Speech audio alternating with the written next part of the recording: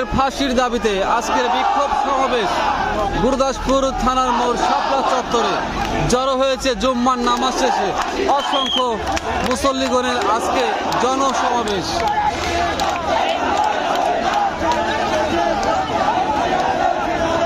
দর্শক, এই মুহূর্তে কে কোথায় থেকে দেখছেন অবশ্যই আমাদেরকে কমেন্ট করে জানাবেন।